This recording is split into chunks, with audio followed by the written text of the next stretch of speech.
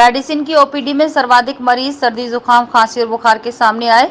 70% मरीज मास्क नहीं पहने। सुबह से ही लगती है लंबी लाइन। 3107 एसएन मेडिकल कॉलेज और 2575 मरीजों ने जिला अस्पताल में लिया परामर्श। पैरासीटामोल, एंटी एलर्जिक से ठीक हो रहे हैं कोरोना मरीज।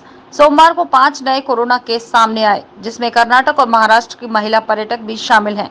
अब आगरा में कोरोना पॉजिटिव मरीजों की संख्या हुई 48।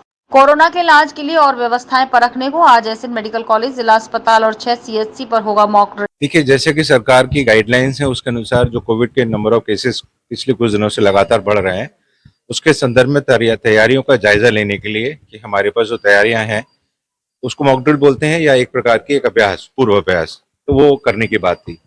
आप लोगों ने देखा ही कि किस प्रकार से नीचे एम्बुलेंस से मरीज आया, एक डमी पेशेंट आया, उसको किस तरह से ऊपर लाया गया, ऑक्सीजन लगाई गई और यहाँ पहुंचने का आपने टाइम भी खुद नोट किया होगा। तो this is a minimum time और मरीज को हमने यहाँ सीधे आईसीयू में लिया है, ठीक है ना। तो इस तरह की व्यवस्था है। ये पूरा वार्ड हमारा 65 बेड का है, जिसमें 15 बेड पीडियाट्रिक्स के लिए, बच्चों के लिए, 50 एडल्ट में 20 आईसीयू है और 30 हमारे ऑक्सीजन है।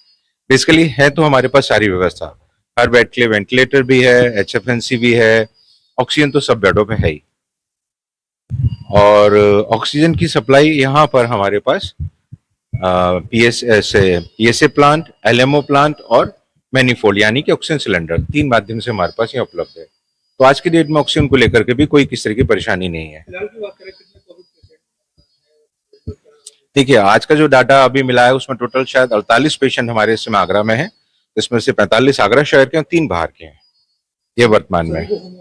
हाँ, सभी होम आइसोलेशन में ही है जो डाटा हमारे पास है, क्योंकि कॉलेज में कोई भी पेशेंट नहीं, क्योंकि कॉलेज की फैसिलिटी L3 फैसिलिटी है। L3 फैसिलिटी मतलब जो पेशेंट कोमॉर्बिड कंडीशंस के साथ कोविड पॉजिटिव आते हैं या जिनका ऑक्सीजन सैचुरेशन 90 या उससे नीचे होता है, वो हमारे पास रेफर किए जाने की व्यवस्था है। उसके अनुसार ही सारी तैयारियां की गई हैं।